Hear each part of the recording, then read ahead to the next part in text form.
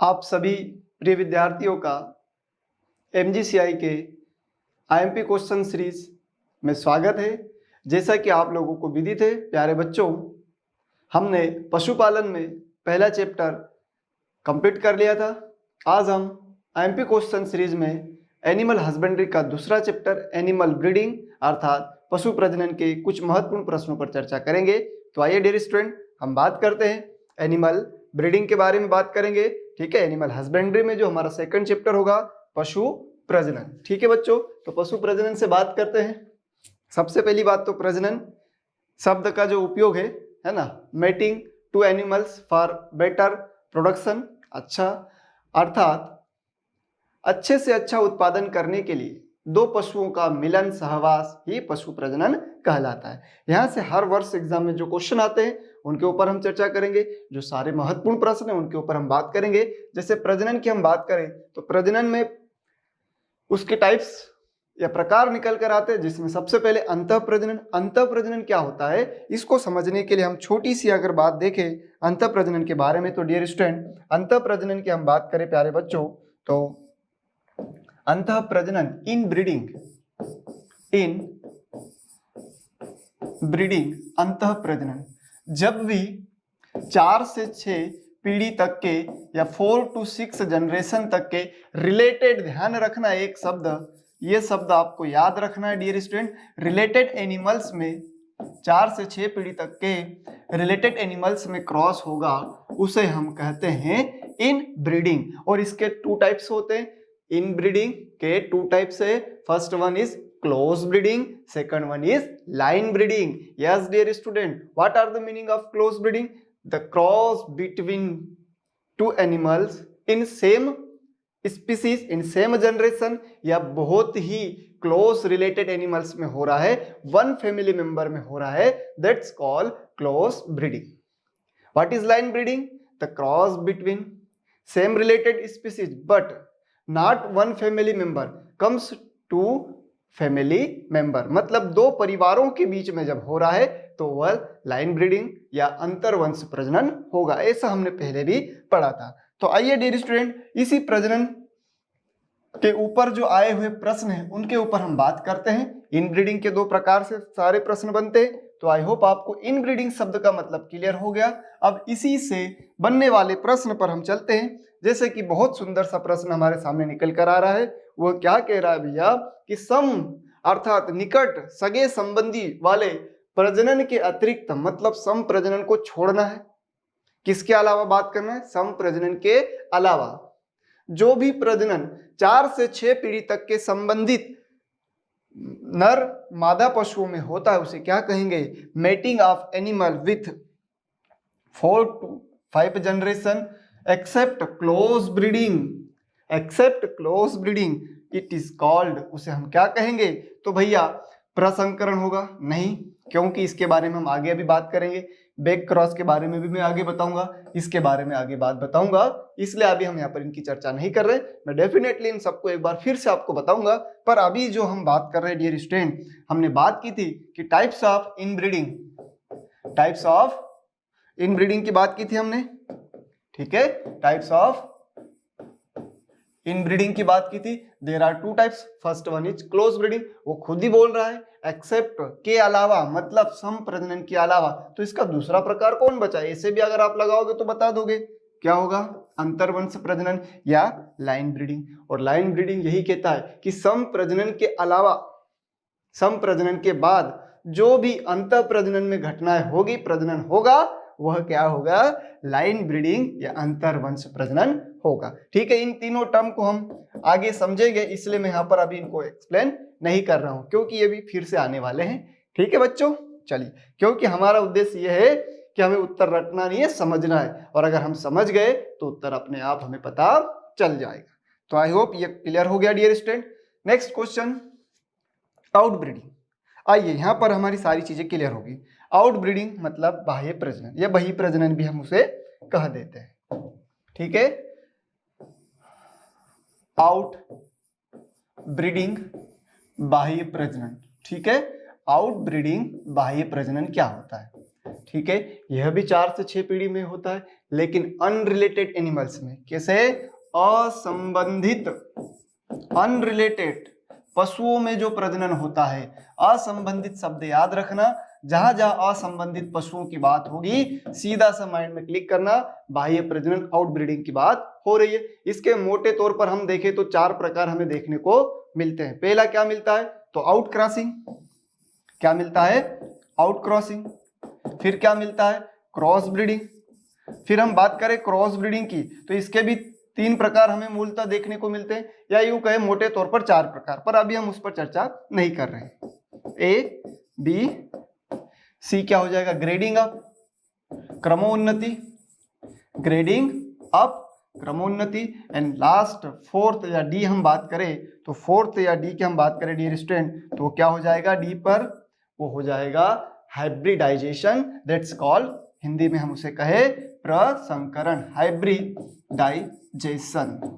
There are 4 types of out breeding, बाह्य प्रजनन की, और इसमें याद रखना ये शब्द हमेशा आएगा जब जब अनरिलेटेड एनिमल्स की बात होगी, दैट्स आउट ब्रीडिंग, बाह्य प्रजनन, और जब जब इन ब्रीडिंग की बात करेंगे तब तब संबंधित रिलेटेड पशु की बात होगी। और इस बात की अगर आप गांठ बांध लोगे तो कभी भी उत्तर गलत नहीं होगा प्यारे बच्चों। आइए अब इस प्रश्न के माध्यम से हम सभी बातें देखेंगे, ठीक है, चलो आओ। तो बाह्य प्रजनन का जो प्रश्न आया है, एक ही नस्ल के, देखिए भैया नस्ल एक बोल दिया है, लेकिन शब्द क्या आ गया, असंबंधी शुद्ध पशुओं के प्रजनन को क्या कहते हैं, तो बाह्य प्रजनन कहेंगे, संकरण कहेंगे, अंतर्वंश प्रजनन कहेंगे, प्रसंकरण कहेंगे, क्रॉस ब्रीडिंग कहेंगे, आउट क्रॉसिंग कहेंगे, लाइन ब्रीडिंग कहेंगे, हाइब्रिडाइजेशन कहेंगे। तो लाइन ब्रीडिंग की तो हम बात कर चुके हैं, ये तो संप्रजनन का हिस्सा है, और यहाँ पर बात किसकी हो रही है, बाह्य प्रजनन की हो रही है ना, तो यहाँ पर तो ये आएगा ही नहीं भैया, ठीक है, तो ये बिल्कुल भी नहीं होगा, लाइन ब्रीडिंग की तो बात ही नहीं हो रही है, क्योंकि असंबंधी बोल दिया, इसलिए ये तो अंत प्रजनन का हिस्सा है, यहाँ पर नहीं आएगा। हाइब्रिडाइजेशन, प्रसंकरण की बात करें तो जब डिफरेंट स्पीसीज में, जैसे कि गधे घोड़े में, गाय और भैंस में, बात समझ गए बच्चों, तो इस तरह का होगा तो उसको हम हाइब्रिडाइजेशन कहेंगे। तो ये दोनों तो कंडीशन अप्लाई नहीं होगी। अब बचा आउट क्रॉसिंग, मतलब भिन्न संकरण, और क्रॉस ब्रीडिंग। क्रॉस ब्रीडिंग में क्या होता है, डिफरेंट ब्रीड्स में होता है, जब डिफरेंट ब्रीड्स में होता है तो उसे हम क्रॉस ब्रीडिंग कहते हैं। तो यहाँ पर तो एक ही नस्ल की बात हुई है, तो एक ही नस्ल के असंबंधी पशुओं में तो आउट क्रॉसिंग, इसको हम हिंदी में कहेंगे भिन्न संकरण। लेकिन एग्जामिनर ने क्या करा, घुमा दिया। क्यों घुमा दिया, क्योंकि बाह्य प्रजनन का ही प्रकार है आउट क्रॉसिंग, ठीक है, जो आउट क्रॉसिंग है वो बाह्य प्रजनन का ही प्रकार है, ठीक है भैया। तो यहाँ पर भिन्न संकरण लिख सकता था, लेकिन एग्जामिनर ने क्या करा, भिन्न संकरण किस में आता है, बाह्य प्रजनन में आता है, इसलिए ध्यान रखे उत्तर हमारा सी हो जाएगा। आई होप आपको ये क्लियर हो गया। चलो अगले प्रश्न पर चलते हैं। भिन्न संकरण जैसे हम बात कर रहे थे तो उसी से संबंधित यह प्रश्न आगे भैया, जब एक ही शुद्ध नस्ल, देखो फिर से उसको घुमा फिरा के पूछा गया, जब एक ही शुद्ध नस्ल के असंबंधित पशु को आपस में पारस्परिक सहवास कराया जाता है तो उस प्रजनन को क्या कहते हैं, the mating between unrelated animals या unrelated male and female animal same pure breed. Pure breed है पर अनरिलेटेड है, अगर प्योर ब्रीड हो और रिलेटेड है तो दैट्स इज इनब्रीडिंग।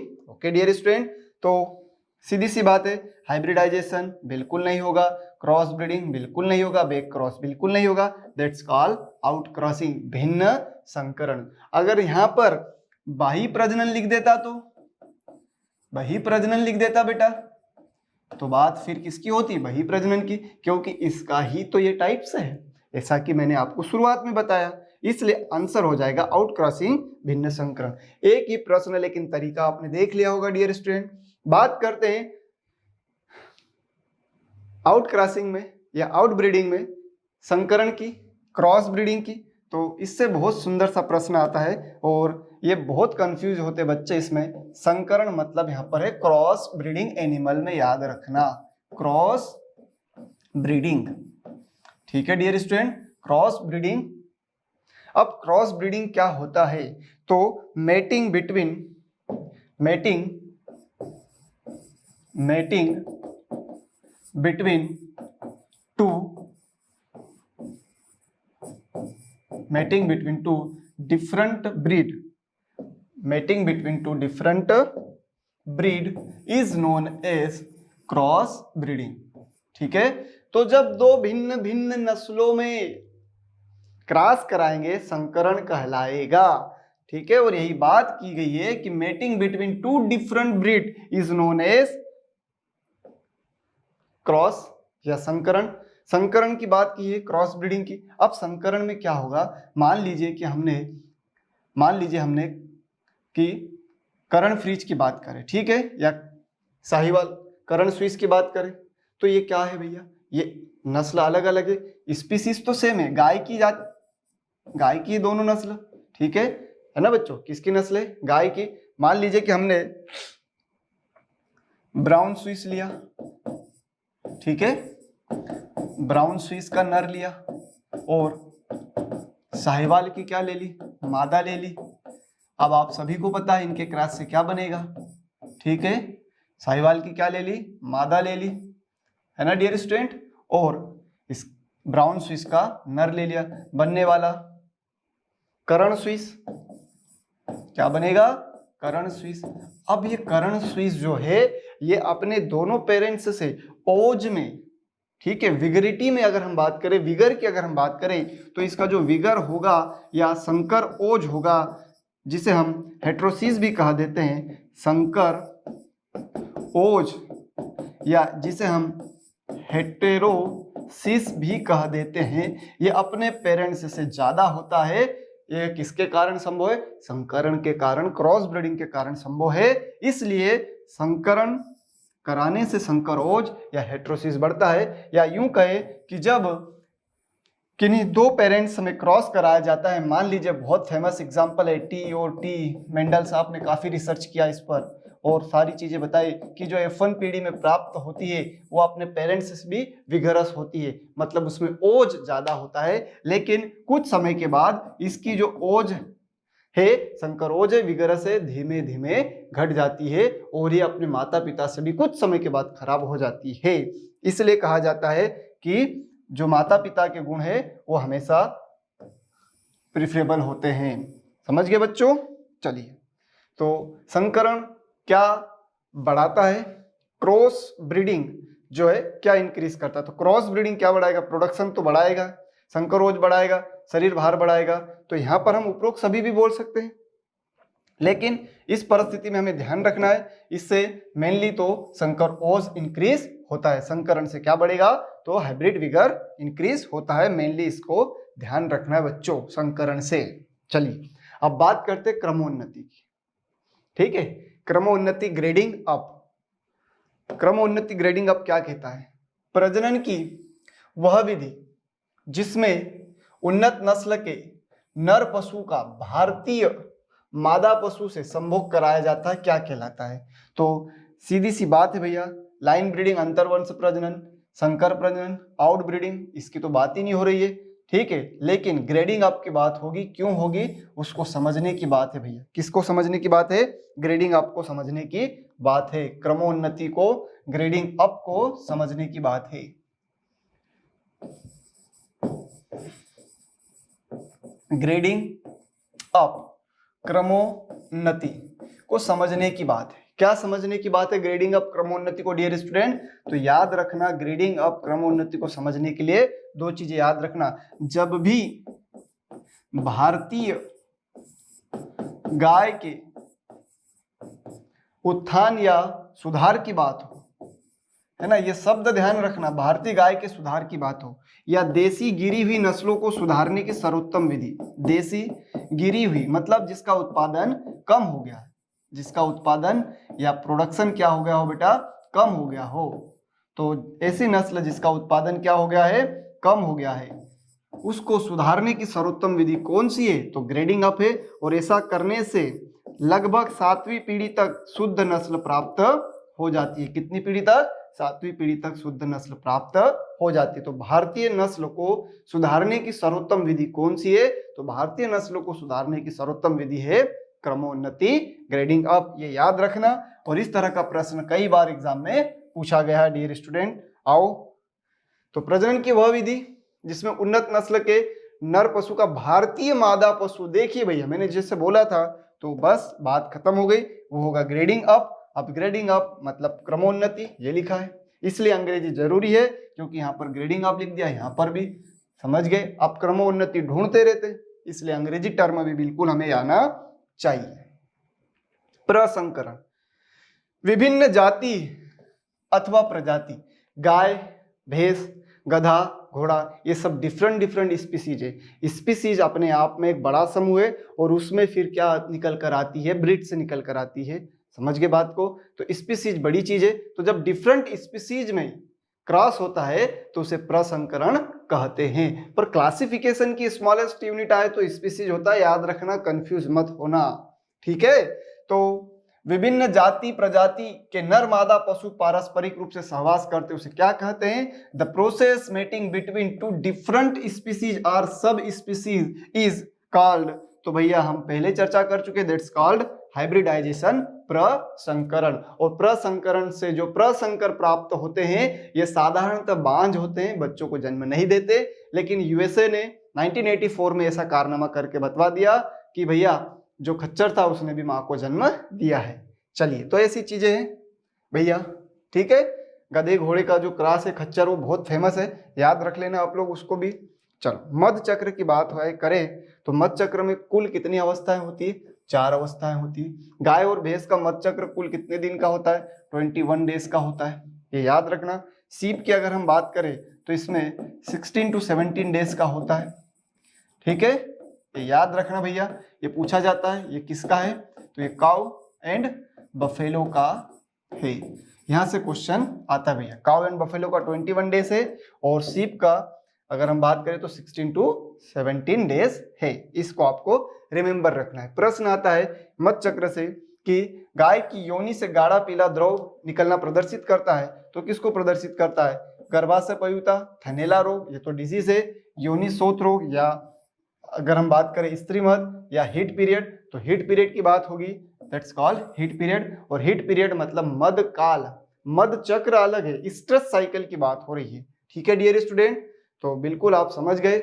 इसी से जुड़ा हुआ साधारण सा प्रश्न आया था कि भैंसों में सामान्यतः ऋतु चक्र की कितनी अवस्था होती है? तो 4, प्रोस्ट्रस, स्ट्रस, मेटास्ट्रस एंड देन डाइस्ट्रस। तो इस तरह से 4 अवस्थाएं होती है। मिलाना किस अवस्था में चाहिए? मध्यकाल में, स्ट्रस में, ठीक है। कितने घंटे का होता है? तो 12 से 24 घंटे का होता है गाय में, ऐसा हमने पढ़ा है, ठीक है डियर स्टूडेंट। तो आपको ये सारी चीज क्लियर हो गई। अगली बात है हिस्ट्री ऑफ आर्टिफिशियल इंसेमिनेशन, कृत्रिम गर्भाधान का इतिहास। तो अरब के राजा से चालू होकर वर्तमान परिवेश तक आ चुका है, लेकिन एग्जाम पॉइंट ऑफ व्यू से हम देखें तो ले दे के एक ही प्रश्न बहुत फेमस है कि भैया सबसे पहले 1939 में इंडिया में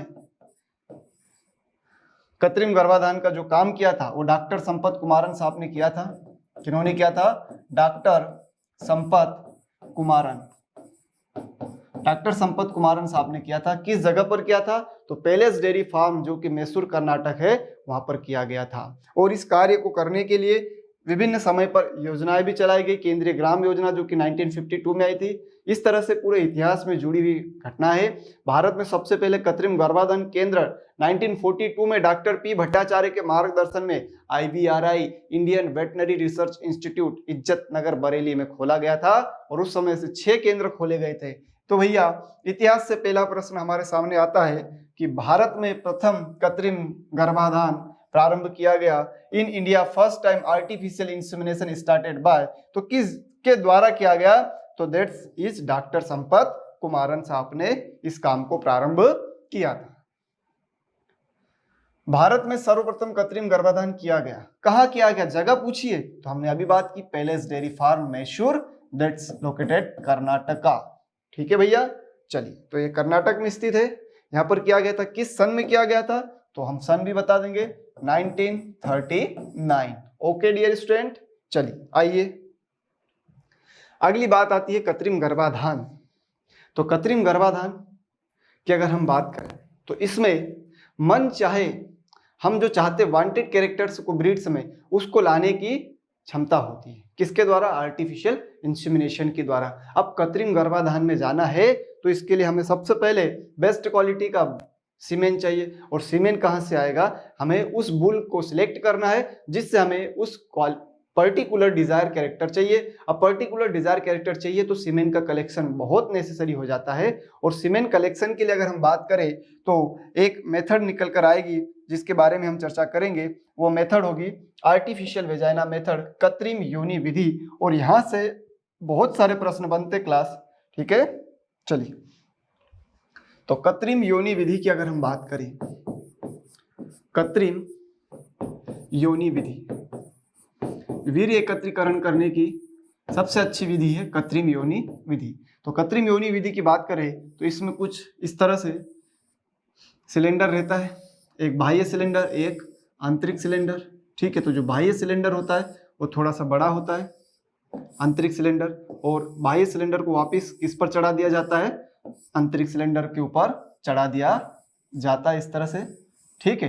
तो अब इसके अंदर एक वाल्व लगा रहता है, इस वाल्व से ही इसमें वाटर वाल्व होता है, वाटर इनटेक होता है जिसके द्वारा पानी भेजा जाता है। और यही वाटर सबसे महत्वपूर्ण भूमिका निभाता है क्योंकि इसका हीट होता है वो 40 to 45 डिग्री सेल्सियस होता है। और इतना गर्म पानी जब इस आर्टिफिशियल वेजाइना के अंदर प्रवाहित होता है तो यहाँ पर एक फेवरेबल टेम्परेचर बनता है, और वो फेवरेबल टेम्परेचर रहता है रेंज में 39 से 42 degree Celsius. It is a must data है भैया, बहुत मस्ट है, क्योंकि यही प्रश्न आता है कि कृत्रिम योनि का तापक्रम, तो ये तापक्रम होता है, और जो पानी भेजा जाता है उसका तापक्रम 45।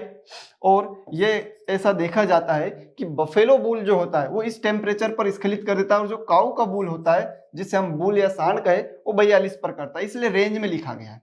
तो ये बफेलो का जो नर है वो 39 पर, और काऊ का जो बूल है, ठीक है, वो कितने पर? 42 डिग्री सेल्सियस पर सीमेन को स्खलित कर देता है। और इसमें इस तरह से एक रबर का लेटेक्स कोन लगा होता है जिसमें, ठीक है, रबर का कोन, रबर बेल्ट और परख नली लगी होती है जिसके माध्यम से सीमेन का कलेक्शन किया जाता है। और प्रश्न आता है कि इसको कृत्रिम गर्भाधान जब कर रहे हैं तो कितने एंगल पर सेट किया जाता है, किस डिग्री पर रखा जाता है? तो 45 डिग्री के कोण पर कृत्रिम योनि को रखा जाता है। तो कोण पूछे तो 45 डिग्री पर, ठीक है। टेम्परेचर पूछे तो 39 से 42 डिग्री सेल्सियस। जल कितना भरना चाहिए, किस ताप वाला पानी पहुंचाया जाता है? तो 45। और अगर इसमें टेम्परेचर 47 से ज्यादा हो जाता है तो शुक्राणु की मृत्यु हो जाती है, जिसको मारक ताप कहते हैं, याद रखना। तो ये बहुत ही महत्वपूर्ण बात है भैया कृत्रिम योनि से। और कृत्रिम योनि से तापक्रम, कोण और जल, ये सारे प्रश्न एग्जाम में आए हैं डियर स्टूडेंट। ये सारे क्वेश्चन एग्जाम में पूछे गए हैं, आपको इनको याद रखना है और इनसे आने वाले सारे प्रश्न अब आपसे बन जाएंगे। चलो देखते हैं भैया, ये देखिए पहला प्रश्न काफी कुछ कह रहा है अपने आप में। वीर्य के संग्रहण के समय कृत्रिम योनि में मौजूदा पानी की बात हुई है, मौजूदा पानी का तापक्रम होना चाहिए। What should be the temperature of water present in an artificial vagina which या व्हाइल कलेक्टिंग द सीमेन? तो अब 30 की तो बात ही नहीं होगी, ये तो बहुत ज्यादा हो गए। इतना अगर टेम्परेचर भेज दिया तो स्पर्म मर जाएगा, और हमने अभी पढ़ा था, रेंज में पढ़ा था 40 से 45 degree Celsius there are present, इसलिए आंसर क्या हो जाएगा? 45 डिग्री सेल्सियस। आई होप आपको समझ में आ गया। केंद्रीय ग्राम योजना किससे संबंधित है? तो बिल्कुल कृत्रिम गर्भाधान से संबंधित है। इसका जो विकास हुआ था, प्रादुर्भाव हुआ था 1952 में, और जब चल रही थी प्रथम पंचवर्षीय योजना 1951 से 1956 में, तो उस दौरान इसको लाया गया। लेकिन एग्जैक्ट डेट आए तो हमें की विलेज स्कीम की अगर हम बात करें या केंद्रीय ग्राम योजना की बात करें या की विलेज स्कीम भी इसको कहा दिया जाता है, यह 1952 में प्रारंभ हुई थी। 1952 में यह प्रारंभ हुई थी, याद रखना डियर स्टूडेंट, जो कि किससे संबंधित है? कृत्रिम गर्भाधान से संबंधित है। इसमें ग्रामीण स्तर पर कृत्रिम गर्भाधान केंद्र खोले गए और कृत्रिम गर्भाधान को उन्नत पशु बनाने के लिए और उन्नत नस्ल बनाने के लिए हर किसान तक इसको पहुंचाने का उद्देश्य रखा गया था। ठीक है बच्चों, चलो केंद्रीय ग्राम योजना की बात हुई। अब आते हैं मेंडल साहब। तो मेंडल साहब के बारे में तो बहुत सारी बातें हैं, ठीक है। चलो, मेंडल साहब ने तो बहुत सारी बातें कही। चलो, मेंडल साहब ने जो बातें कही है उनसे हमारे काम के क्या क्या प्रश्न आएंगे। तो सबसे पहला प्रश्न, मेंडल साहब ने मटर के कितने प्रकार लिए थे? तो 34। यह प्रश्न एनिमल में ही पूछा हुआ है, याद रखना। तो कितने प्रकार की मटर का चयन किया था? तो 34 प्रकार की मटर का चयन किया था मेंडल साहब ने, ठीक है। इन्होंने जो प्रयोग किए उसके हिसाब से हम यहाँ पर दो नियम अभी देख लेंगे इस एकल संकरण के प्रयोग से। इसका नाम है मोनोहाइब्रिड क्रॉस एकल संकरण प्रयोग। एकल संकरण प्रयोग मतलब एक जोड़ी विपरीत लक्षणों को लेकर क्रॉस कराएंगे, उसे एकल संकरण कहेंगे। और एकल संकरण उन्होंने कराया तो उन्हें F1 पीढ़ी में केवल और केवल प्रभावी लक्षण ही प्रतीत दिखाई दिए, जैसे कि ये शुद्ध लंबा, ये शुद्ध बोना, उनका क्रॉस कराया तो उन्हें F1 पीढ़ी में सभी 100% लंबे पौधे प्राप्त हुए। और इसी को अगर हम देखें एकल संकरण को, तो इसी को कहा गया, इसी नियम के आधार पर बनता है मेंडल साहब का पहला नियम, जिसे कहते हैं हम प्रभाविता का नियम, लॉ ऑफ डोमिनेंस, प्रभाविता का नियम। तो प्रभाविता का नियम यह कहता है कि जब कोई एलील, जब कोई जीन, जब कोई गुण प्रधान होता है, प्रभावी होता है, तो दूसरे को दबा देता है, अर्थात दूसरे को आने से रोक देता है, आने से रोक देता है। इसका सेंस यह है कि उसके जो गुण था उसको छिपा दिया, दबा दिया, प्रकट होने से रोक दिया, तो वह कहलाता है प्रभावी गुण। और इस घटना को कहा जाता है प्रभाविता का नियम,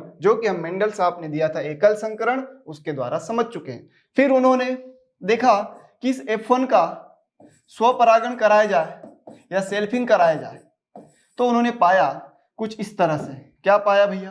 तो देखो, जब उन्होंने इसमें क्या करा दिया डियर स्टूडेंट, स्वपरागण करा दिया, तो उन्हें कुछ और कंडीशन मिली, तो फिर उनका मत बदल गया।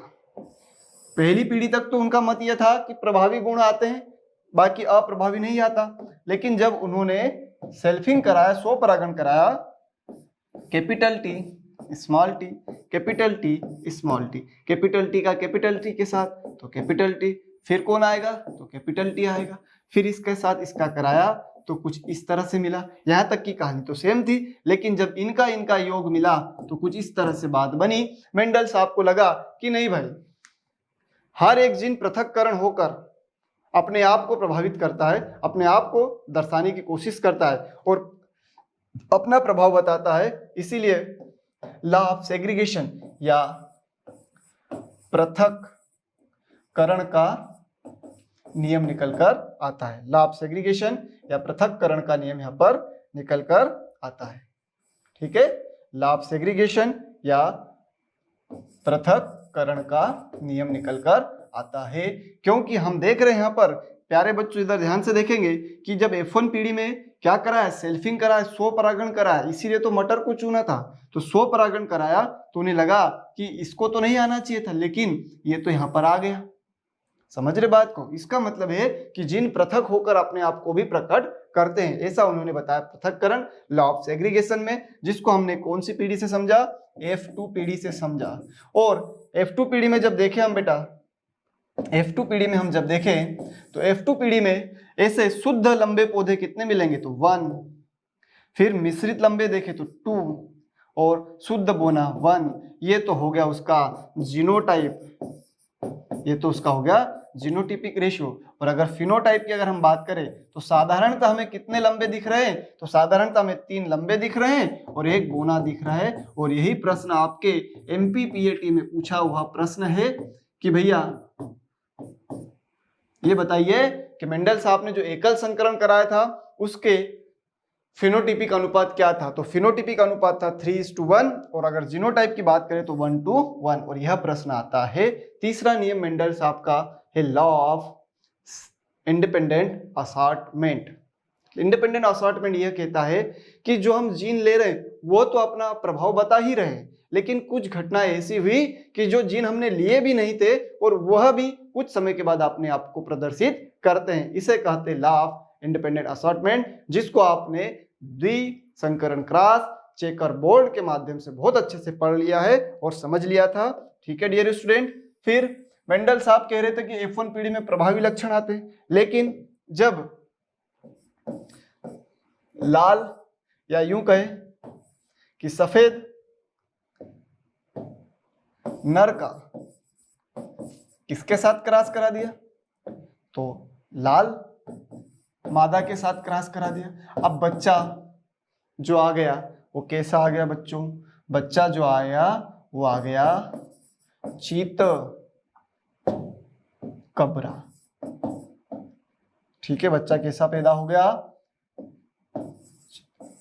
चित कबरा। ना तो लाल आया ना सफेद आया, जबकि मेंडल साहब ने तो कहा था कि जो गुण प्रभावी होगा वो आएगा। यहाँ तो दोनों के प्रभाव दिख गए और इसे कहा गया फिर अपवाद मेंडल साहब के नियम का। तो मेंडल साहब का जो प्रभाविता का नियम है उसका अपवाद कौन सा है, तो उसका अपवाद है सप्रभाविता का नियम। याद रखना, सप्रभाविता का नियम ही मेंडल साहब का अपवाद है, कोडोमिनेंस जिसे कहा जाता है। तो चित कबरा आ गया है ना, लाल गाय का सफेद सांड के साथ क्रॉस कराया तो बच्चा कैसा आ गया, चित कबरा आ गया। ठीक है बच्चों, तो ये सहप्रभाविता है क्योंकि मेंडल साहब के एकल संकरण या प्रभाविता के नियम का अपवाद है। ये सारी चीज आपको क्लियर हो जाना चाहिए। चलिए आओ अब प्रश्न पर। इतनी बातें जानने के बाद हम देखते हैं, जब एक गुण अधिक प्रभावी होने के कारण दूसरे गुण को छिपाकर स्वयं का प्रभाव दिखाता है, इस प्रभावी गुण को हम क्या कहते हैं, when one character is more effective than it hide other character and so its self effect, so the effective character is called, उसे हम क्या कहेंगे, उसे प्रबल या प्रधान गुण कहेंगे, अपूर्ण प्रबल गुण कहेंगे, प्रबल अप्रबल गुण कहेंगे, प्रबल गुण की कमी कहेंगे। अभी हमने बात की कि जो अपना प्रभाव दिखाता है वही तो प्रधान होता है, वही तो प्रबल होता है, उसी को तो हम क्या कहते हैं, डोमिनेंट और प्रिंसिपल कैरेक्टर, अर्थात उत्तर हो जाएगा ए। समझता है बच्चा इतना, चलिए समझ गया, ओके। बहुत आसान सी बात थी, इसको हम समझ गए। तो प्यारे बच्चों, इस तरह से हमारा सेकंड चैप्टर और उससे आने वाले सारे महत्वपूर्ण प्रश्न पर हमने चर्चा की। बहुत बहुत धन्यवाद।